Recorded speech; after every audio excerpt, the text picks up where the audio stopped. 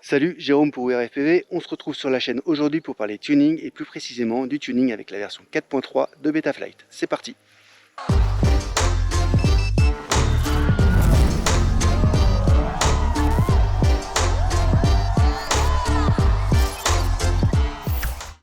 Alors il y a quelques semaines sortait enfin la version 4.3 de Betaflight en release, on vous l'a présenté sur le blog et sur la chaîne, et dans les commentaires vous avez été nombreux à nous demander une vidéo sur le tuning avec cette nouvelle version. Je dis bien vidéo parce que sur le forum on a un guide de tuning qui existe depuis plus d'un an, il est très complet, n'hésitez pas à y jeter un petit coup d'œil en complément de tout ce qu'on va se dire aujourd'hui. On vous mettra le lien en bas dans la description. Alors, initialement j'avais prévu deux autres parties dans cette vidéo, une première un peu plus théorique dédiée à expliquer le fonctionnement d'un contrôleur de vol, des PID et des filtres, et une dernière partie plus orientée black box pour montrer comment la black box peut nous aider assez simplement à affiner notre tune, simplement le vérifier ou même nous accompagner pendant toute la démarche de tuning. Bon, il se trouve que la partie tuning aujourd'hui, elle est déjà très longue, donc tout ça, on va se le réserver pour une prochaine fois si ça vous intéresse. En attendant, on va faire un passage rapide à l'atelier pour s'occuper de la préconfiguration du drone, et ensuite on revient sur le terrain pour attaquer le tuning. Alors même si ce n'est pas le sujet de la vidéo, on va quand même être obligé de parler rapidement des ESC. Il est fortement recommandé d'avoir des ESC qui supportent le D-Shot bidirectionnel pour pouvoir profiter du RPM filter et du Dynamic Idle. Les ESC sous BLI32 le gèrent nativement depuis la version 32.7. Pour les ESC sous BLLIS, il faudra les flasher avec le firmware BlueJay ou autre. Alors malgré tout, Betaflight 4.3 peut quand même bien voler sans des shots bidirectionnels, mais ça reste une recommandation. En BLI 32, on évitera la version 32.8. Si la version 32.7 existe pour vos ESC, c'est celle que j'aurais tendance à recommander. Sinon, on se rabattra sur la 32.9. Pour le PWM Frequency, on essaiera de privilégier une fréquence fixe. Mais si vous êtes sûr de votre coup et que vos ESC fonctionnent bien avec une fréquence variable, alors allez-y, il n'y a pas de souci. Enfin, pour le motor timing, on conseillera une valeur autour de 23. On attaque la partie Betaflight. En principe, si vous êtes là, vous savez déjà configurer Betaflight, donc on va essayer de faire rapide. Alors, on va reflasher l'AFC pour être sûr de partir d'une config stock. Quand on est à l'atelier, on retire les hélices, évidemment. On connecte l'AFC. On va dans mise à jour, on détecte la carte. On prend la dernière version en release du firmware, donc la 4.3.1. On charge le firmware en ligne. On flash, c'est parti. Voilà, c'est flashé. Je ne l'ai pas dit, mais évidemment, avant de flasher, on fait une sauvegarde si nécessaire, soit avec les presets, soit en faisant un diff all ou un dump. Une fois le flash terminé, on se connecte. À la première connexion, il nous propose d'appliquer les réglages par défaut de cette carte. Oui, on le fait, c'est impératif. Et ensuite, on peut se connecter à l'AFC, donc il nous dit qu'il n'y a pas de protocole pour les moteurs, ok, et que l'accéléromètre n'est pas calibré, donc on le calibre tout de suite pour qu'il arrête de nous embêter. On passe rapidement dans les ports pour remettre la configuration d'équerre. Dans mon cas, le RX il est sur l'UR2, j'ai le DJI en UR3 et j'ai un GPS sur l'UR5. On sauvegarde, on redémarre. Maintenant, la partie configuration. Donc là, par défaut, la fréquence de la boucle PID va se caler sur la fréquence du gyroscope. Donc là, c'est un MPU 6000, donc c'est 8K la fréquence. Ici, niveau boucle PID, on reste sur 8K si on a un microcontrôleur de type F7, G4 ou H7. Si on a une F4 et qu'on compte activer le RPM filter, mieux vaut se mettre en 4K. Ou alors, on peut tenter le 8K si on est certain de rester sous les 75% de charge CPU. Donc là, moi, je reste ici comme ça. Sur le premier écran du modèle 3D, on vérifie bien l'orientation de l'AFC. Si nécessaire, on l'ajuste ici. On désactive tout ce qui nous sert à rien. Donc baromètre, magnétomètre, j'en ai pas. Le soft serial est déjà désactivé. C'est bon comme ça. Non, ici l'armement, je le mets à 180 degrés pour pouvoir armer même quand le quad il est à l'envers. On sauvegarde, on redémarre. Petite remarque, si votre gyro est un BMI 270, ici niveau boucle PID, vous serez bloqué à 3,2 kHz. C'est normal. On passe à l'alimentation. Ici, on calibre l'échelle de batterie. Le mieux, c'est de mesurer la tension de la lipo et d'ajuster l'échelle en conséquence. Dans mon cas, c'est 109. Vous avez aussi un petit outil pour vous aider à faire l'étalonnage ici si vous voulez. On peut maintenant passer au moteur. Pour le protocole des ESC, on va choisir du D-Shot. Si la boucle est à 8K ou que le D-Shot bidirectionnel est désactivé, on prendra du D-Shot 600. Si par contre la boucle est à 4K, on prendra du D-Shot 300. Donc moi je suis à 8K, donc D-Shot 600. On active le D-Shot bidirectionnel. Il nous prévient que ça va modifier le filtre dynamique, on est tout à fait d'accord. On vérifie le nombre d'aimants, donc ça, le nombre d'aimants 14, c'est le standard pour en 5 pouces. On sauvegarde et on redémarre. On va tester les moteurs. Pour tester les moteurs, il faut mettre une batterie. On dit qu'on comprend, on est prêt à tester les moteurs, et normalement, hop, on avait 100% d'erreur, c'est passé à 0. On vérifie quand on active les moteurs, ça reste bien à 0% d'erreur. On teste les moteurs un par un pour vérifier que l'ordre des moteurs est le bon. On vérifie aussi le sens de rotation de tous les moteurs en fonction de ce qu'on a configuré ici. Si jamais l'ordre ou le mapping des moteurs n'est pas bon, on dispose ici des boutons pour ajuster tout ça directement depuis Betaflight. Donc là, dans mon cas, tout est bon. On peut passer maintenant à la configuration du lien radio. On va dans l'onglet récepteur. Dans mon cas, je suis en ELRS 500 Hz. Donc je me mets sur série. On est en Crossfire. J'active la télémétrie. Je me mets en TAER, parce que c'est l'ordre de mes voix. Je vais mettre un petit peu de deadband. Juste un petit peu comme ça. On sauvegarde, on redémarre. Maintenant, on a accès à tous les canaux. Donc moi, je prends le 11 pour avoir le LQ sur le RSSI, vu que je suis en DJI. J'enregistre et là, on vérifie avec la radio que ça bouge correctement. Là, c'est le roll. On met le pied sur le pitch, le yo. Et voilà, c'est bon. On peut vérifier vite fait que les inters fonctionnent. C'est tout bon. Maintenant, il faut qu'on vienne ajuster le comportement du RC Smoothing et du Feed Forward. Soit on se réfère au tuning note qui explique comment configurer tout ça en fonction du lien radio, soit on utilise les presets, c'est le plus simple.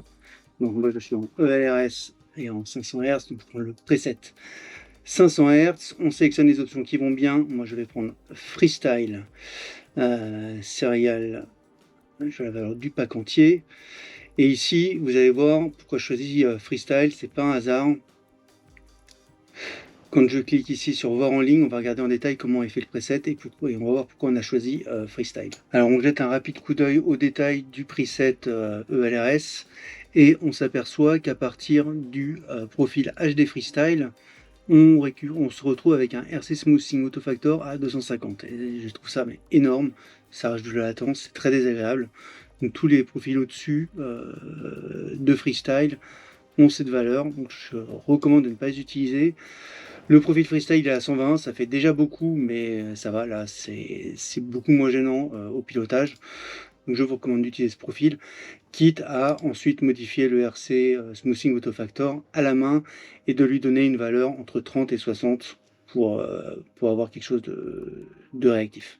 Et il y a un champ dans Betaflight qui permet ensuite d'ajuster cette valeur facilement. Donc on a sélectionné nos options, on clique sur choisir, on fait enregistrer et redémarrer. Et voilà, on a fini la configuration du lien radio. On passe vite fait à la black box. Si on en a besoin plus tard, on se met en 2K, on choisit Gyroscale comme debug mode pour pouvoir récupérer le signal gyro non filtré. On sauvegarde, on redémarre. Pour terminer, moi je passe par le CLI pour restaurer les trucs un peu plus chiants. Donc typiquement, je récupère mes modes, je les passe par le CLI, il ne change jamais. La configuration de l'OSD, je la récupère aussi par le CLI. Hop. Et pareil pour les rates, donc je récupère mes rates. Alors, on fera bien attention, depuis la 4.3, les rates par défaut c'est les actuels, c'est plus Betaflight. Donc si jamais vos rates sont en Betaflight, pensez bien à paramétrer le rate type en Betaflight. On tape save, sauvegarder tout ça, et ça en est fini pour la configuration de base. Avant d'attaquer le tuning, on va faire quelques petits derniers ajustements. Alors ça c'est... Moi j'aime bien monter le iTerm Relax, j'aime bien le mettre à 17, je pense que je dois être la seule personne à faire ça. Donc le faites pas si vous n'en avez pas l'habitude. J'active aussi la linéarisation de la poussée parce que je suis en 48 kHz au niveau des ESC. C'est plus censé être indispensable, mais je trouve quand même que ça reste un petit peu mieux. Ensuite, l'idle dynamique. Alors, dans les vols que vous allez voir juste après, je l'avais mis à 20 et ça m'a posé des petits problèmes, vous le verrez dans la suite de la vidéo. Donc là, je le mets à 20, mais en réalité, je vous conseille plutôt de le mettre à 30. Voilà. Et enfin, pour pouvoir tuner dans des bonnes conditions, on va réduire à 0 la réponse au stick et on va réduire à 0 le Dmax parce qu'on veut des valeurs de D fixes. On sauvegarde et on est prêt. On se retrouve sur le terrain pour tuner ce quad. C'est un quad 5 pouces 6S avec des moteurs 2000 kV sur une base de Fusion F212. Avant de démarrer, c'est important de s'assurer que l'on dispose d'un quad sain. Alors ce qu'on entend par quad sain, c'est un quad dont le gyro va recevoir le moins de perturbations, que ce soit des vibrations mécaniques ou du bruit électronique. Pour l'électronique, ce qui est obligatoire évidemment, c'est d'avoir un condensateur low ESR soudé sur les pads des ESC, au plus près des ESC si possible. Ensuite, en option, on peut rajouter un spike absorber pour absorber les pics de tension. C'est toujours ça de prix pour protéger l'électronique et en particulier les Vista. Et enfin, moi, ce que j'aime bien faire, c'est ajouter, je ne sais pas si on le verra là, un shield anti-interférence entre les ESC et l'AFC. Pour la partie mécanique, donc on va commencer par vérifier que toutes les vis soient bien serrées, donc les vis du châssis, les vis des moteurs, les vis des bras. Et ensuite, on vérifiera aussi que l'AFC est correctement montée. Donc elle doit être normalement soft montée avec des gummies. Les écrous doivent être bien serrés, en tout cas suffisamment bien serrés pour que l'AFC ne bouge pas quand on essaie de la déplacer, mais pas trop non plus, il ne faut pas complètement aplatir les gummies. Attention aussi à tous les fils qui circulent dans le build. Surtout, il faut éviter d'avoir des fils qui vont venir tapoter sur le gyro ou tapoter l'AFC, ça peut créer des vibrations. Donc dans la mesure du possible, on peut essayer de les sécuriser avec un réseau. Autre point, l'antenne VTX et plus particulièrement son support. Alors c'est important d'avoir un support bien rigide pour que sur des mouvements très rapides sur le pitch, on n'ait pas une antenne qui se balade et qui génère des oscillations sur l'axe du pitch. Donc là, l'idéal, c'est d'avoir un support rigide, comme c'est le cas ici. Ce support, il est ultra rigide. Donc là, l'antenne vraiment bouge très peu. Si votre support est un peu mou, n'hésitez pas à le renforcer avec des riselants ou même à utiliser des antennes plus courtes style Stubby. Enfin, on peut parler des hélices. Alors là, ici, ça fait un peu débat. Il y en a qui préfèrent tuner avec des hélices qui sont légèrement usées. Moi, personnellement, je préfère tuner avec des hélices neuves, comme ça, au moins, s'il y a des problèmes, je sais que ça ne viendra pas des hélices. Et ensuite, lors du tune, je vais redescendre un peu mon tune pour qu'il soit un peu plus tolérant.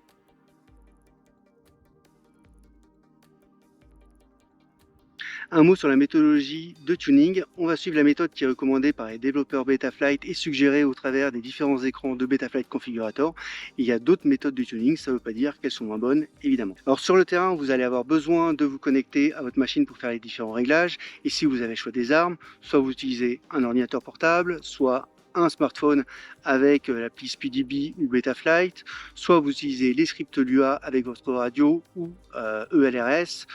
Et enfin, vous pouvez aussi utiliser l'OSD pour faire la configuration de Betaflight, surtout si vous êtes en analogique. Alors juste pour info, je viens de faire 2 petits vols hors caméra avec le quad sans caméra HD, au cas où ça se passerait mal. Un premier vol à vue de 5 secondes pour m'assurer que tout était bon, sens des moteurs, sens des hélices, sens de l'AFC et ordre des moteurs. Donc ça, c'était OK. Ensuite, j'ai fait un vol un peu plus long en tirant un peu plus, pour m'assurer que les moteurs n'étaient pas déjà en surchauffe en stock et en faisant quelques flips et rolls bien secs pour voir s'il n'y avait pas de desync sur le quad déjà au départ. Alors on va commencer par un petit vol en presque full stock, en tout cas du coup avec tous les sliders à 1 pour voir déjà comment ça se comporte.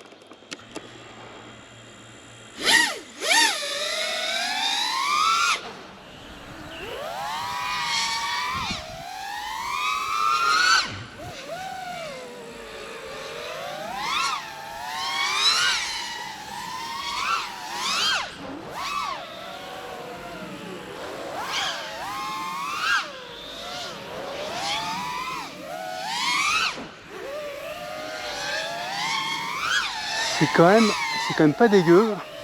Alors on va commencer à regarder un peu les axes. On voit ce que sur le roll. Voilà, on a un peu de rebond, on voit que ça secoue un peu.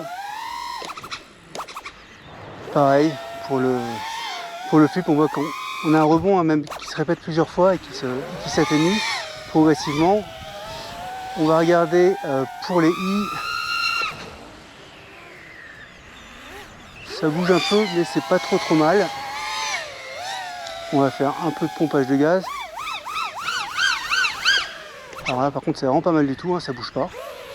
Le nez, il est déjà bien loqué. Et enfin, on va jeter un petit coup d'œil au prop wash.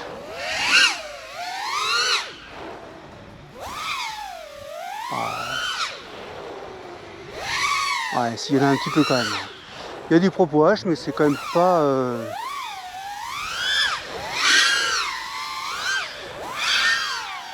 C'est pas horrible. Franchement, c'est pas dégueu. Ça vole déjà quand même vraiment pas mal en stock. Allez, hop, on se pose et on va attaquer le tuning. Première chose, on va commencer par régler le filtrage. Par défaut, Betaflight filtre, alors moins qu'avant, mais il filtre beaucoup quand même. Donc là, le but du jeu, ça va être de réduire progressivement le filtrage en poussant les deux sliders gyro et d'iterm vers la droite, donc pour filtrer moins. Et à chaque vol, on va vérifier que les moteurs ne sont pas en surchauffe. L'intérêt de diminuer le filtrage, c'est que moins Betaflight a besoin de travailler pour filtrer les données, plus ces traitements de filtrage vont être rapides et plus le quad sera réactif. En tout cas, on aura un feeling plus connecté et il y aura aussi une meilleure gestion du prop wash. Donc moi je vais faire ça avec les scripts Lua.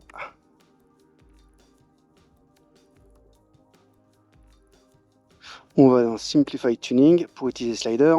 Là on voit bien que j'ai tout qui est à 1. Le gyro multiplier, on va donc le monter. On va y aller par cran. Je vais commencer à 1, 2. On va monter les deux à 1, 2. Et on va voir ce que ça donne. Alors une fois que vous avez fait ça, surtout n'oubliez pas d'enregistrer. Et dans le doute, je reboot. Je ne sais pas si c'est indispensable ou pas, mais je préfère le faire. Et là, on se fait donc un petit vol pour voir ce que ça donne. Donc là, le but, c'est de faire un petit vol d'une vingtaine de secondes, juste pour s'assurer qu'il n'y ait pas de surchauffe au niveau des moteurs.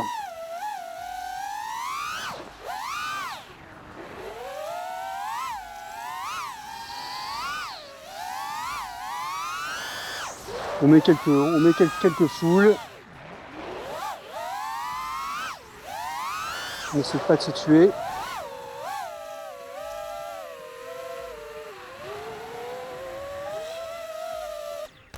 Et on regarde la température des moteurs. Donc là ça va, franchement les moteurs sont toujours tièdes. Presque chaud à l'arrière, mais rien d'alarmant vu les températures actuelles. Donc pas de souci. On peut continuer à monter les sliders. Alors j'ai monté progressivement les valeurs des deux sliders de filtre jusqu'à 1,6. On va voir ce que ça donne. En général, à partir de 1,4, je trouve que le comportement il commence à devenir plutôt sympa. Donc pas forcément besoin d'aller plus loin. Là, je l'ai fait. Je vous mettrai aussi en surimpression pour info le filtrage que j'ai réellement sur mon quad qui est encore un peu plus fort que ça. C'est-à-dire que j'ai coupé le filtre sur le yo et j'ai aussi coupé les deux filtres gyro LPF. Donc là, libre à vous de tester, mais en tout cas, ça déjà, c'est une bonne base, on va dire. Donc on va voir ce que ça donne.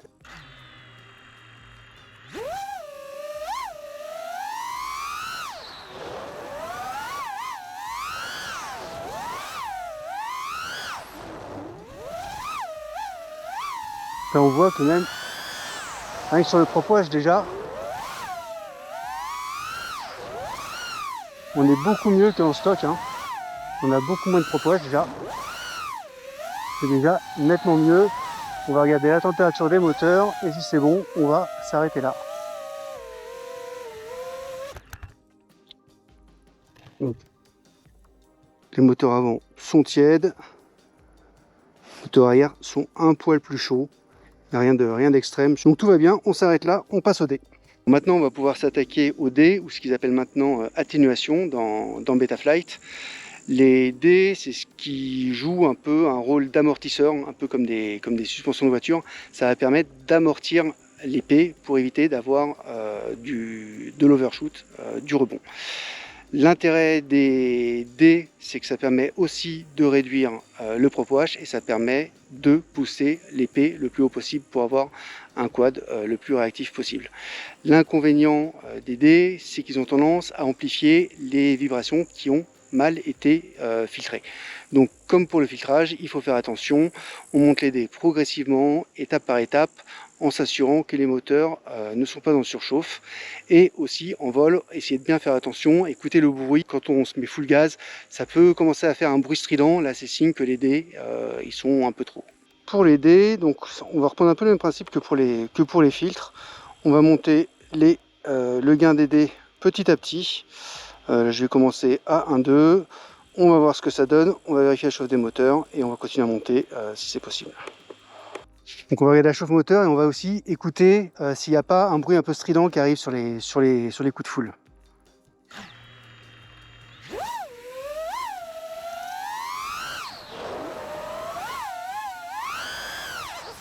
Ça va.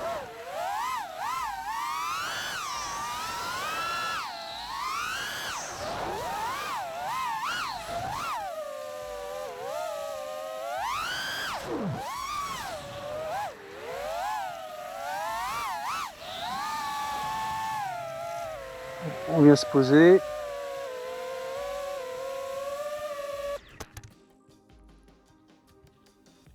Toujours pareil, contrôle de la température des moteurs.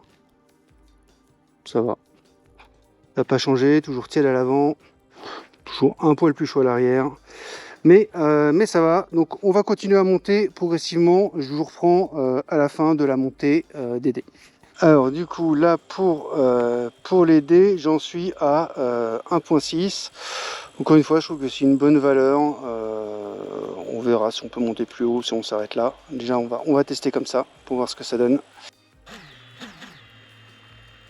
Alors, on voit déjà que le quad il commence un peu à gigoter. Je sais pas si vous m'entendez. Posé sur le sol, il commence à un peu frétiller gentiment. Donc là ça commence à dire que les dés sont pas mal, on va dire. S'il n'y a pas de problème, on s'arrêtera sans doute là.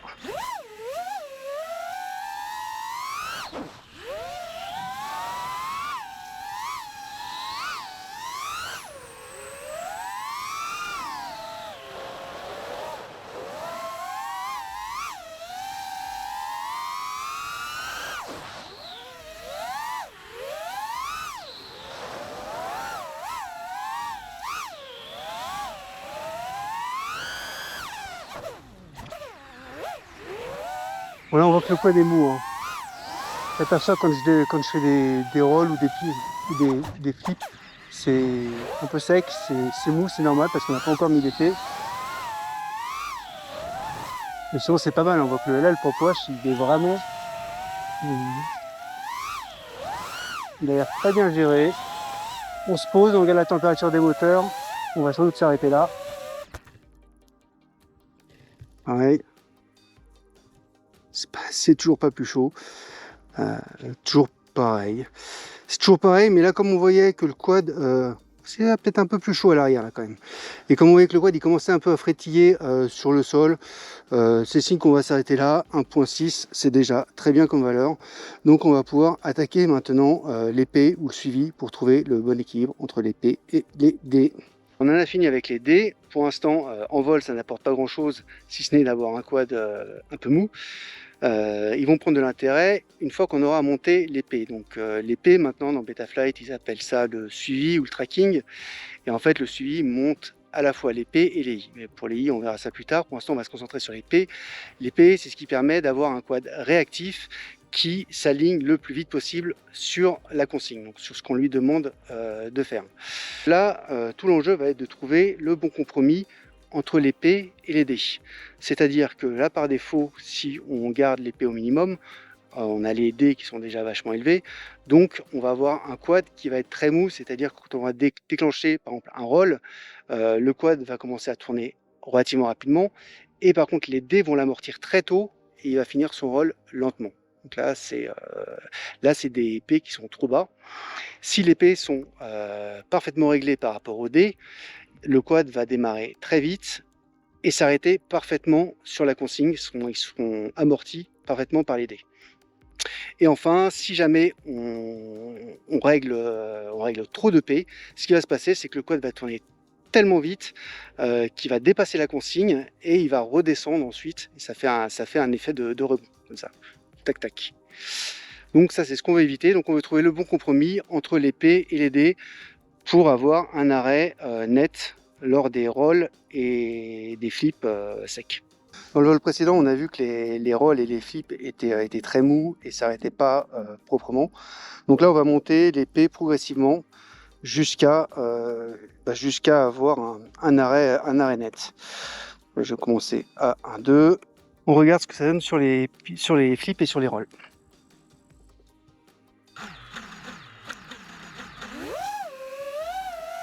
Donc là, on a les P à 1.2.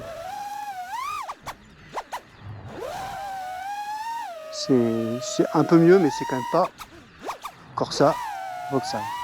C'est encore un peu mou sur la fin du flip et la fin du roll.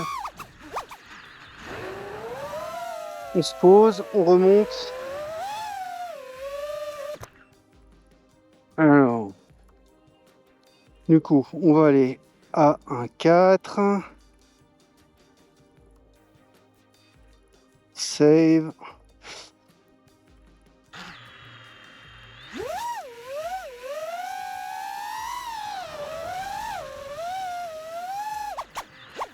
Ah, ça commence à être pas mal du tout là. C'est bien mieux.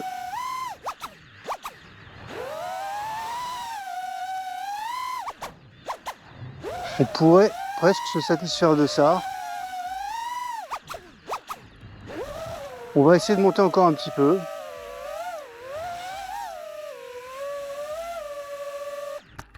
Hop. Donc, on va aller à 1.5.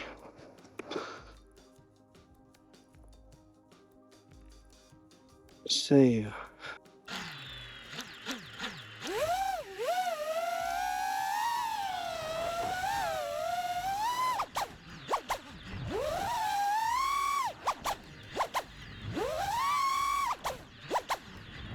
Bah, c'est pas mal, hein. C'est pas mal, c'est pas mal.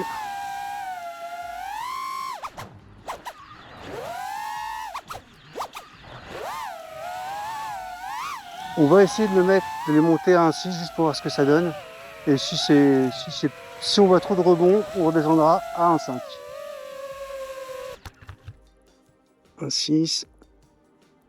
Save.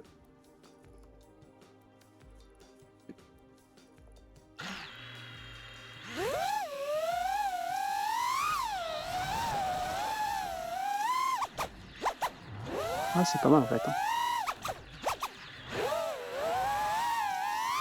Sur le roll, c'est nickel. Enfin, ça a l'air nickel.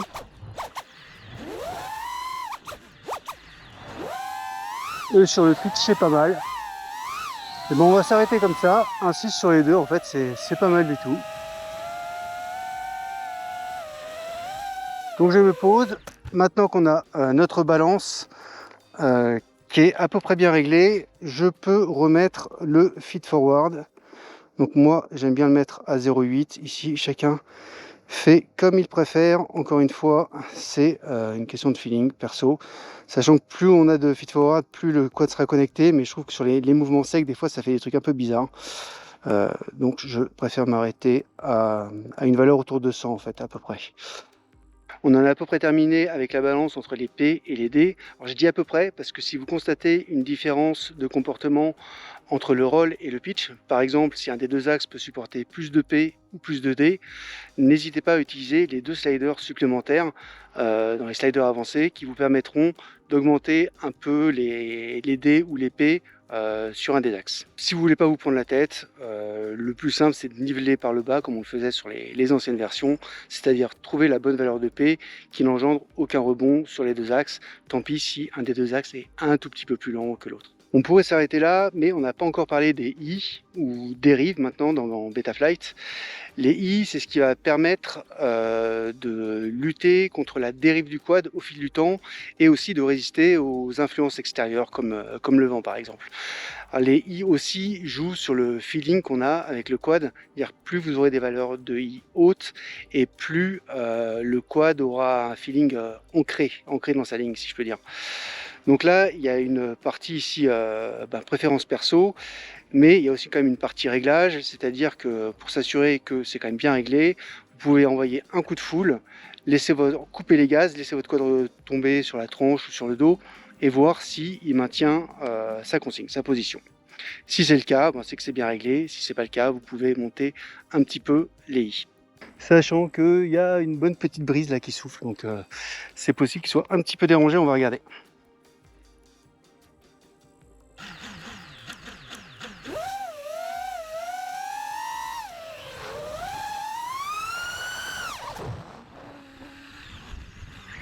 On voit qu'il se fait un peu balloter là, légèrement. On va monter un petit peu les I.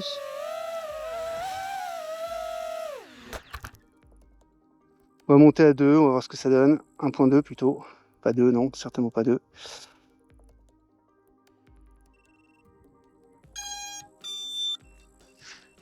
Hop, c'est reparti.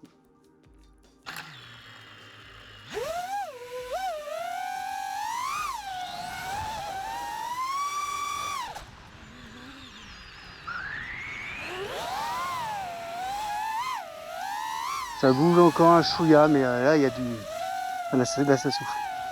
Là il y a un peu de vent. Ah ça reste pas mal. Moi ça me convient. Je vais m'arrêter là pour les I. Ouais ça va. Attends, on va éviter de prendre le sapin quand même. Ok. Alors pour finir, on va s'assurer que le quad garde le nez bien fixe quand on pousse ou qu'on coupe les gaz de manière très nette.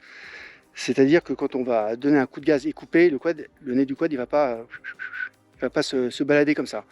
Donc là, c'est très simple. Pour tester ça, on va simplement faire du pompage de gaz. On donne des gros coups de gaz en coupant, et on voit si le nez se balade. Si on s'aperçoit qu'il se balade un peu trop, dans ce cas-là, on pourra monter la valeur de l'anti-gravity pour lutter contre ça. Et tant qu'on est dans les airs, on va vérifier si on en a besoin d'un peu plus d'anti-gravity. Donc on va voir si le nez du quad il bouge. Allez, franchement ça va. De temps en temps c'est un petit peu bougé, mais c'est moi qui mets un peu de roll sur un peu de haut sur mes coups de gaz. Oh c'est nickel. C'est nickel. Bon on se pose et le tuning il est fini. On a quelque chose de pas mal. On va pouvoir tester ça sur un petit vol freestyle tranquille. Alors désolé, on a cru que c'était terminé, mais il reste encore une petite chose. J'avais une impression dans les lunettes qui s'est confirmée en regardant les enregistrements HD. Je me suis aperçu qu'après certaines figures, quand les gaz étaient coupés, le quad avait tendance à faire de tout petits remous comme ça. C'était visible parfois après des flips ou quand on réglait les I, quand on envoyait le quad et qu'on le laissait retomber. Ce que j'ai utilisé pour corriger ça, c'est le Dynamic Idle. Le Dynamic Idle, il permet de s'assurer une vitesse de rotation minimale des moteurs quand les gaz sont coupés. Et ça a pour effet d'augmenter l'autorité des PID, justement quand il n'y a pas de gaz. Ça a complètement réglé le problème. J'en ai profité du coup pour rebaisser les I parce que je les avais augmentés au départ à cause de ça. Donc je suis revenu à 1.1. À mon avis, on peut revenir à 1.0. Je pense que ça irait très bien aussi. Pour récapituler, donc ce qu'on a fait, on a essayé de réduire les filtres au maximum tout en restant dans des valeurs raisonnables. Ensuite, on a essayé de monter les D au maximum, toujours pareil, sans surchauffe moteur, etc. Ensuite, on a cherché la balance entre les P et les D, donc en essayant de monter les P au maximum sans avoir de rebond. Ensuite, si nécessaire, on a ajusté les I et l'anti-gravity si jamais le nez du quad se baladait. Voilà. Alors, il y a toujours moyen, bien sûr, d'améliorer un tune, de faire en sorte que le quad vole encore mieux. Mais là, on a vu quand même que rien qu'en utilisant un slider, en très peu de temps, on a pu obtenir quelque chose qui vole plutôt bien et qui correspondra à la plupart des utilisations. En réalité, c'est l'affaire de 2 ou 3 lipos, voire même moins, quand on commence à avoir l'habitude. Un autre point dont j'ai oublié de parler et qui est très important, c'est le slider mètre. Ce slider est très intéressant une fois qu'on a fini de régler son quad. Donc on a trouvé l'équilibre entre les différents sliders, les P, les I, les D. Ce slider permet de pousser le tune plus fort ou même de le réduire simplement en le tirant à gauche ou de le pousser donc en le poussant à droite et d'avoir un tune un peu plus extrême tout en maintenant la cohérence entre tous les autres sliders. Pas besoin de retuner, si on veut juste un tune un peu plus fort, il suffit de pousser ce slider. Voilà, c'est très pratique. Maintenant qu'on est plutôt satisfait de notre tune, on va se faire un petit vol freestyle, tranquille, pour voir ce que ça donne.